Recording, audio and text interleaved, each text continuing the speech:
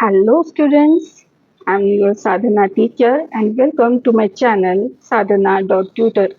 So today we are going to learn our first lesson, the cage parrot. The cage parrots. मुलांनो तुम्हाला parrot माहितीये, parrot म्हणजे पोपट आणि केज म्हणजे पिंजऱ्यातला किंवा बंदिस्त असा पोपट. सो ह्या स्टोरी मध्ये आपण काय शिकणार आहोत तर in this story a king decides that a bird must be educated. What do you think educating a bird might mean? So आता त्या राजाला ह्या पोपटाला शिकवायचं आहे. तर आता हा कसा करतो आणि यात पुढे काय काय होतं हे आपण ह्या लेसन मध्ये बघूया. So once upon a time there was a little free bird. Free bird म्हणजे एक छान स्वतंत्र असा मुक्तपणे फिरणारा उडणारा असा एक पक्षी होता. It would sing song but never read in scripture. आता हा पक्षी काय करत होता, हा छान त्याला वाटेल तिथे उडत होता, छान फळे खात होता आणि गाणी म्हणत होता. पण हा काय करायचा, हा गाणी तर म्हणायचा पण कुठले स्क्रिप्चर्स वाचत होता. तर स्क्रिप्चर्स म्हणजे काय, तर स्क्रिप्चर्स म्हणजे सेक्रेट रायटिंग. सेक्रेट रायटिंग म्हणजे जसं आपल्यासाठी गीता आहे, कुठलं पोथी पुराण जी आहेत ते आपल्यासाठी सिक्रेट रायटिंग आहे. हिंदूंसाठी गीता, मुस्लिम्स करिता Quran and for the Christians Bibles are the scripted writing. So राजाच्या म्हणण्यानुसार तो छान गाणी तर म्हणत होता पण स्क्रिप्चर्स काही वाचत नव्हता. It would dance around, jump about and never cared for any rules और कन्व्हेन्शन्स. आता हा इकडे तिकडे उडत होता, गाणी म्हणत होता, या फांदीवरनं त्या फांदीवर उड्या मारत होता, पण हा कुठलेच कायदे मात्र मानत नव्हता. म्हणजे याला कुठले रूल्स किंवा कन्व्हेन्शन्स नव्हते. म्हणजे काय, तर त्याला कुठले डूज अँड डोंट्स नव्हते. हा आपला त्याला मनात येईल तिथे उडत होता, बागडत होता, गाणी म्हणत होता, फळे खात होता. सो आता ह्याला असं बघून the angry king one day exclaimed. आता हा किंग याला रोज ऑब्झर्व करायचा, रोज त्याचे सगळी कार्य तो बघायचा, दिवसभरात हा काय करतो. पण एक दिवस न राहून तो बोललाच, this bird is simply worthless. हा पक्षी काही कामाचा नाही. This is worthless. Worthless means good for nothing. ह्याला हा काही कामाचा नाही. It eats up all the fruits and then fruit market runs at a loss. हा आमच्या सगळ्या झाडांची फळं खाऊन घेतो आणि मग काय होतं तर फ्रूट मार्केटमध्ये आम्हाला सगळा लॉस होतो. So the king gathered all his ministers together. मग राजाने यावर काय करायचं ठरवलं. त्यांनी काय केलं, त्याच्या सगळ्या मिनिस्टर्सला बोलवलं, एकत्र बोलवलं दरबारामध्ये. And declared we must educate this bird. आता ह्या पक्षाला आपण काही करून शिकवायलाच हवं. त्याच्यामुळे फार मोठं नुकसान होतंय आपलं. त्यामुळे याला कुठले तरी रूल्स रेग्युलेशन आणि याला काहीतरी वळण लावायलाच हवं. असं म्हणून त्याला आपण शिकूया. So the responsibility fell upon the king's nephew. Nephew means, nephew म्हणजे पुतण्या किंवा भाचा. आपण मराठीमध्ये पुतण्या भाचा असे दोन शब्द वापरतो नेफ्यू करता.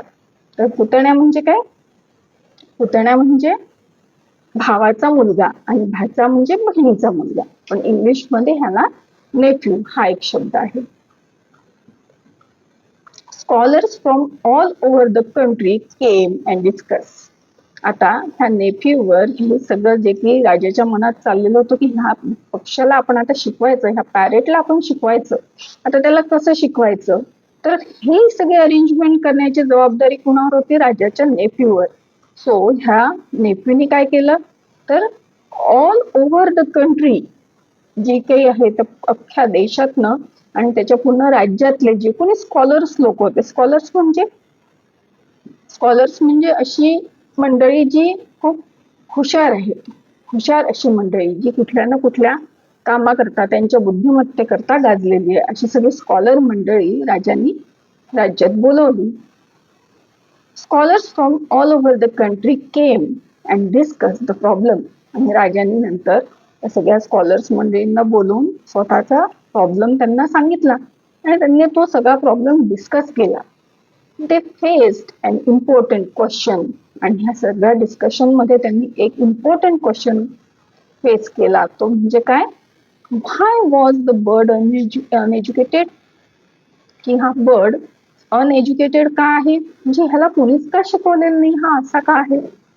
So after a lot of discussion it was concluded that.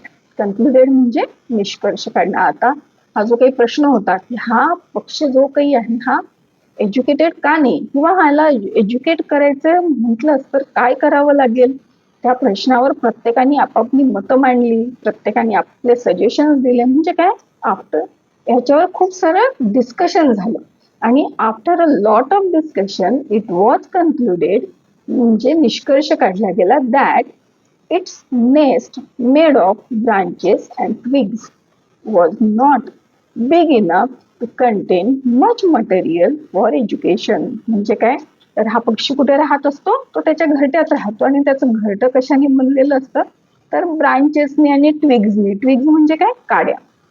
आपल्याला माहितीच आहे सगळ्याला पक्ष्याचं घरटं कसं असतं, ते छोटंसं अगदी घरटं असतं पक्ष्याचं. आता त्यामध्ये सगळं एज्युकेशनचं मटेरियल कसं राहणार, जर त्यांनी पक्ष्यांनी शिकायचं ठरवलंच तर त्यामध्ये त्याची पुस्तकं कशी मावणार. सो त्याचं जे काही घरटं होतं ते खूप छोटं आहे बुवा असं सगळ्यांनी ठरवलं. ह्यातनं तो निष्कर्ष निघाला. Hence it needed a large cage. म्हणजे म्हणून त्या आता पक्षाला जर शिकवायचं म्हटलं तर त्याला पुस्तकं लागणार, शिकण्याचं अजून काही साधनं लागतील, मटेरियल लागणार. मग ते मटेरियल ठेवणार कुठे, तर त्याचं घर मोठं असलं पाहिजे. म्हणजे काय, त्याच्यासाठी एक मोठं घरटं किंवा मोठा पिंजरा बांधून दिला पाहिजे. तर आता असं ठरलं की त्या पक्षाकरता एक मोठा केज बनवायचं. The nephews were rewarded greatly. आता हा जो काही निष्कर्ष काढला गेला की त्या पक्षाचं घरटं खूप छोटं आहे म्हणून तो शिकू शकत नाही, मग त्याला आपण मोठ्या घरट्यात आणलं पाहिजे किंवा मोठ्या पिंजऱ्यात आणलं पाहिजे, जेणेकरून त्याला आपण तिथे नीट शिकू शकू. हा जो काही निष्कर्ष काढलेला होता राजाच्या नेत्यूनी, त्याकरिता राजाने त्याला छान रिवॉर्ड सुद्धा दिले. The Goldsmith built a cage so beautiful that people came to see it from all over the kingdom. आता त्याच्यासाठी एक केज बनवायचं ठरलं आणि तो केज कोणी बनवलं, तर गोल्डस्मिथने. तर ह्या गोल्डस्मिथने तो केज, तो पिंजरा इतका सुंदर बनवला की अख्ख्या त्या राजाच्या राज्यातनं सगळे लोक तो पिंजरा बघायला येऊ लागले. Some said what a great method for education.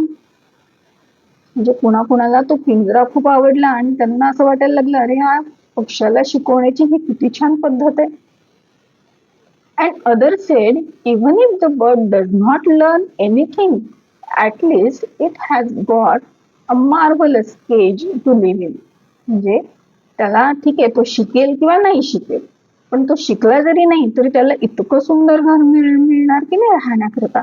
असं प्रत्येकाने आपापली मतं मांडायला सुरुवात केली.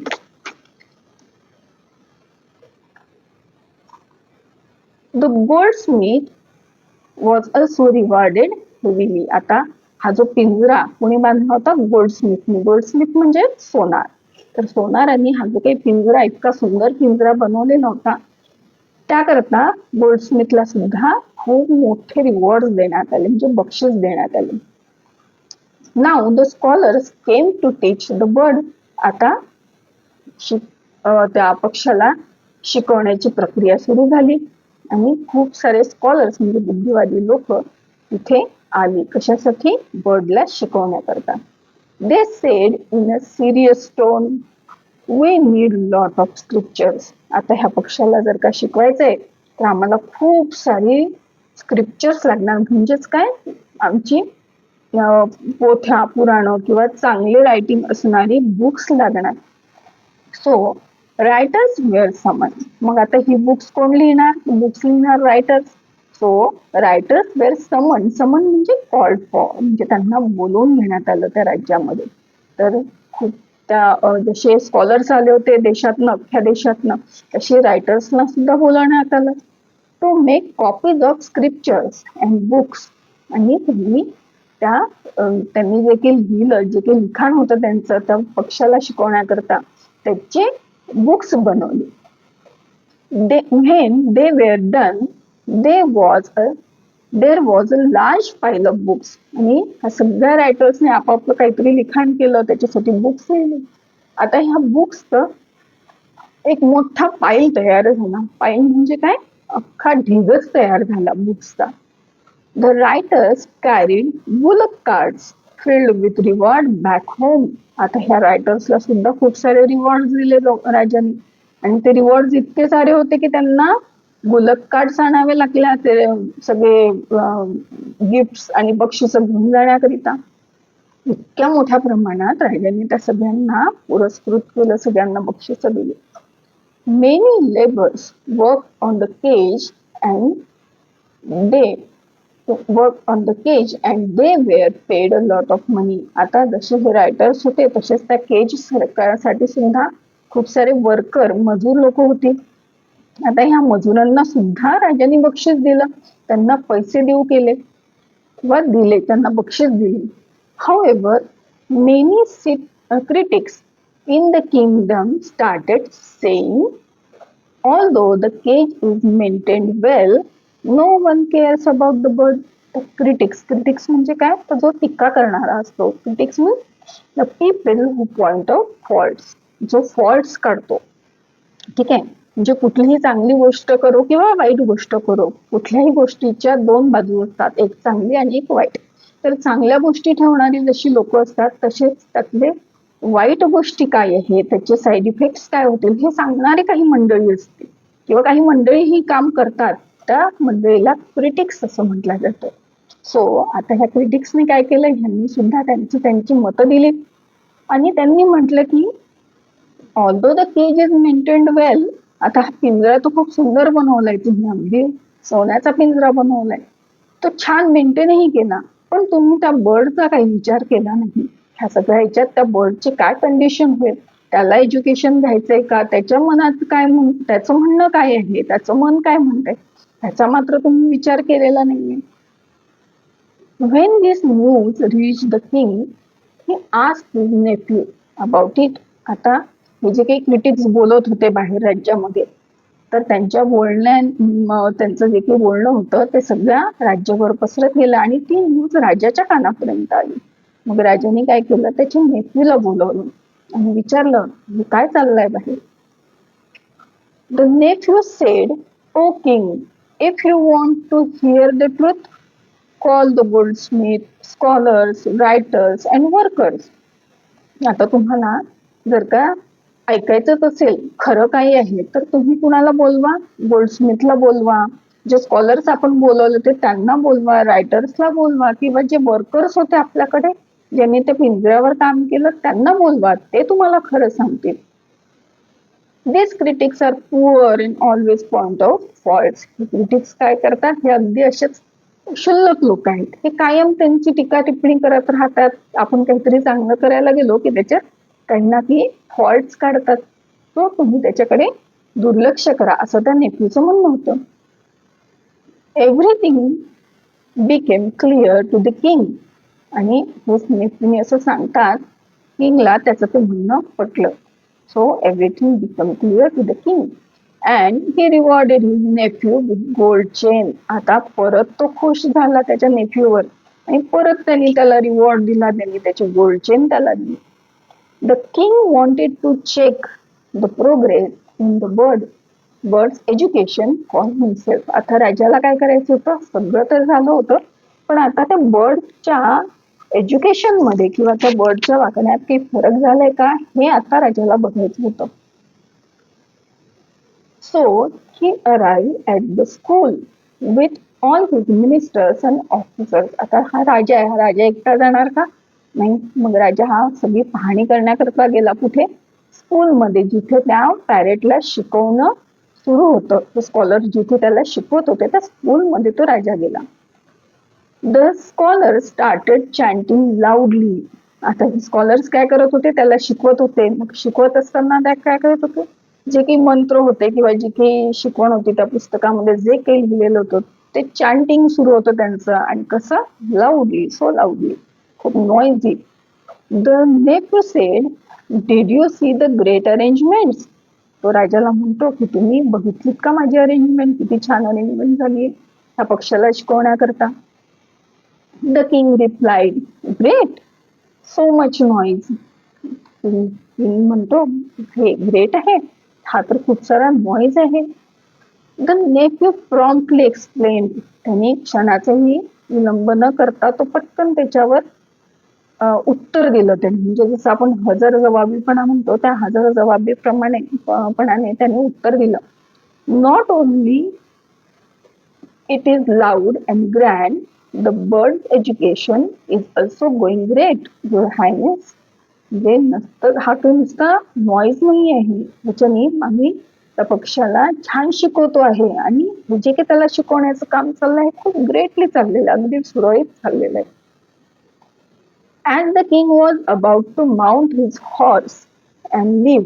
आता हे नेपीने त्याला समजून सांगितलं आणि त्या राजाला पटलंही की बाबा पक्षाला शिकवण्याची जी काही प्रक्रिया आहे ती खूप छान चालली आहे आणि पक्षी सुद्धा खूप चांगलं काहीतरी शिकतच असणार असं समजून हा राजा काय करतो, घरी जायला निघतो त्याच्या महलात. आणि as the king was about to mount his horse म्हणजे त्याच्या घोड्यावर बसणार असतो, राईड होणारच. तेवढ्यात mount his horse and leave, आणि तो निघणार तेवढ्यात एक क्रिटिक तिथे येतो. A critic ask, did you see the bird, your highness. म्हणजे तो राजाला विचारतो, युअर हायनेस, तुम्ही त्या बर्डला तरी बघितलंय का, तुम्ही त्याची ह्याची की व्यवस्था बघायला आलायत, त्याची स्कूल बघायला आलायत, त्याला कसं शिकवतात हे बघायला आलायत, पण तुम्ही त्या पक्षाला बघितलं का. The king said, oh I completely forgot to see the bird. हो, मी तर विसरलोच त्या पक्षाला बघायला.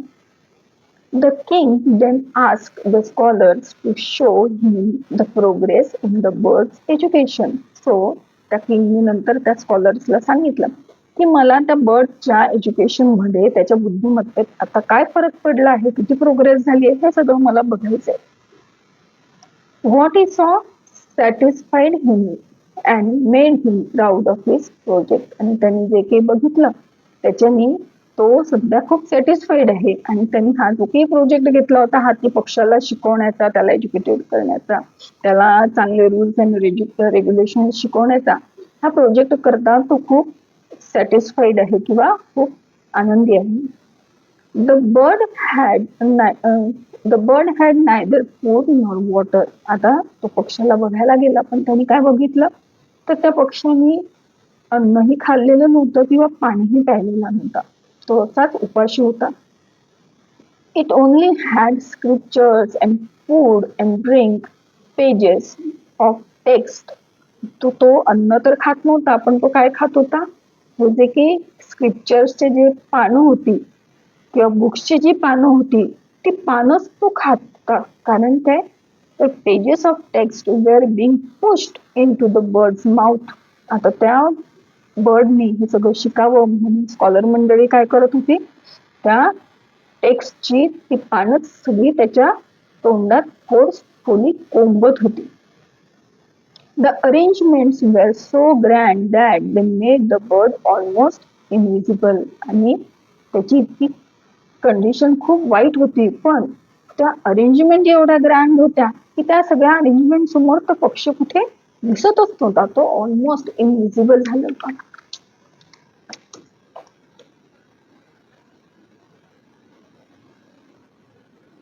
Eventually the bird was half dead. आणि ह्या सगळ्यामुळे काय झालं होतं, हा पक्षी बिचारा अर्धा मेला झालेला होता. हाफ डेड म्हणजे तो जिवंतही नव्हता, पूर्ण मेलेलाही नव्हता, तो निश्चित पडलेला होता. आता तो खाणार पिणार नाही मग तो कसा होणार, तो हाफ डेड झालेला होता, निश्चित पडलेला होता. It often look out of his cage in to the wild where it belongs to. तो कधी कधी बिचारा त्या जंगलाकडे सुद्धा बघायचा, ज्या जंगलात तो छान स्वतंत्रपणे उडायचा, बागडायचा, फळं खायचा, गाणी म्हणायचा. तो त्या जंगलाकडे बघायचा, त्याला त्याची आठवण यायची. The bird would flap its wing and try to break through. आणि कधी कधी तो तिथनं त्या पिंजऱ्यातनं उडण्याचा प्रयत्न करत होता, स्वतःची पंख फडफडून तिथनं आपल्याला निसटता येईल का, सुटता येईल का याचा प्रयत्नही करत होता. The Guardians of the birds notice this and sed. आता हा जो काही पंख फडफडत होता, हे कोणी बघितलं? त्या गार्डियन्सनी. ज्या गार्डियन्सची नियुक्ती कशासाठी झाली होती? ते बर्डवर लक्ष ठेवण्याकरिता. तर त्या गार्डियन्सनी हे बघितलंय की हा उडून जाण्याचा प्रयत्न करतो आहे. And said, what an undisciplined bird. आणि म्हणाले, अरे हा कसला पक्षी आहे, ह्याला इतकं डिसिप्लिन लावण्याचा प्रयत्न करतोय, पण ह्याला कुठलं वळणच लागत नाहीये, हा कुणाचं ऐकतच नाहीये. As a punishment the wings of the bird were clamped. What it mean by clamped? Clamped means cut. तर त्या पक्षाची पंखच कापून टाकल्या गेली, जेणेकरून तो पुन्हा उडण्याचा प्रयत्नच करणार नाही, इथनं उडून जाणारच नाही. And the act was called education. आणि ही सगळी ऍक्ट काय म्हणायला गेली? तर त्याला एज्युकेशन देण्याकरता आम्ही हे सगळं करतो आहोत, असं हे म्हणावलं गेलं. So the bird died. आता त्याची पंखच कापून टाकले, त्यामुळे आता तो काय करणार? तो त्याला वेदना झाल्या, तर एकतर तो आधीच खात पित नव्हता, त्याच्यामुळे तो अर्ध मेला झालेला. आता त्या गार्डियन्सनी त्याचे पंख सुद्धा कापून टाकले, आणि ह्या सगळ्या वेगवेगळ्या अत्याचारामुळे तो बर्ड मरण पावला. The news spread through the country and rich the king. आता पक्षी मेल्याची ही काही घटना आहे, ही जी काही न्यूज आहे, ही बातमी अख्ख्या राज्यभर पसरली आणि ही त्या राजाला माहिती झाली. His Neiphiu gate called. आता त्यांनी परत त्या नेफ्यूला बोलवलं. The king enquired, what is this I hear. म्हणजे काय ऐकतोय? म्हणजे पक्षी मेला हे त्याच्या कानापर्यंत गेलं, तेव्हा तो त्या नेफ्यूला विचारतो की मी काय ऐकतोय? Your Highness, the bird's education is now complete. आता तो नेफ्यू काय सांगतो त्यांना? युअर हायनेस, आता ह्या बर्डचं जे की एज्युकेशनची प्रोसेस आपण सुरू केली होती, ही आता कम्प्लीट झाली. The king ask, does it sing. आता तो गाणं म्हणू शकतो का? नेफ्यू म्हणतो, no, replied the nephew. Does it fly? No again. Does it jump? Not at all. Does it cry when not fed? No. तर राजा त्या नेफ्यूला वेगवेगळे प्रश्न विचारतो की आता हा गाणं म्हणतो का? नेफ्यू म्हणतो नाही. आता हा उडतो का? नेफ्यू म्हणतो नाही. आता हा उड्या तरी मारतो का? तो रडतो तरी का? त्याला जर का अन्न पाणी खायला दिलं नाही काही, तर तो रडतो तरी का? नेफ्यू म्हणतो no. The king wanted to see the bird for himself. आता त्या राजाला जाणून घ्यायचं होतं की नक्की होतंय काय, म्हणून त्याला त्या पक्षाला प्रत्यक्ष बघायचं होतं. The bird was brought to him. मग त्या पक्षाला राजाकडे आणल्या गेलं. इट ले लाईफलेस. आता त्या पक्षाला आणलं, पक्षी तर मेलेला होता, तो लाईफलेस होता, तो बिचारा राजासमोर पडून होता, नुसताच पडून होता. The king pressed it. पक्षाच्या किंगनी त्याला थोडं हलकं हलवून बघितलं. But heard no sound from the bird. पण त्या पक्षाने काहीही आवाज केला नाही. Only the rustling of paper in its stomach. म्हणजे रस्टलिंग म्हणजे जेव्हा आपण एखादा पेपर चुरगळतो किंवा हलवतो, तेव्हा त्याचा जो एक आवाज येतो, त्याला म्हणतात रस्टलिंग. आता त्याच्या पोटात हा रस्टलिंगचा आवाज येत होता का? कारण त्याला जेव्हा हे स्कॉलर्स मंडळी शिकवत होते, तेव्हा त्याला हे सगळे पेजेस त्यांनी फोर्सफुली त्याच्या तोंडात घातले होते, कारण तो ते शिकत नव्हता म्हणून.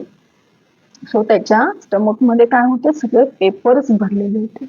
म्हणून जसं राजाने त्याला प्रेस केलं, दाबून बघितलं, तसं त्याच्या स्टमक मधनं नुसत्या पेपरचा आवाज आला, रस्टलिंग साऊंड ऑफ पेपर्स. सो नंतर राजाला कळून चुकलं की हा पक्षी गेलेला आहे. Outside outside the spring blossom blew in the wind and their sigh filled the sky with sorrow. आता काय कंडिशन होती बघा, बाहेर छान सुंदर वसंत ऋतू असा फुलत होता, फुले फुललेली होती, सगळा ऋतू बहरलेला होता. अशा बहरलेल्या ऋतूमध्ये जेव्हा पक्षी गाणी म्हणतात तेव्हा एक आनंद सगळीकडे दिसतो. पण आता इथे तो आनंद नव्हता. इथे काय होतं तर फक्त तो पक्षी जो गेला होता त्याचं फक्त दुःख होतं.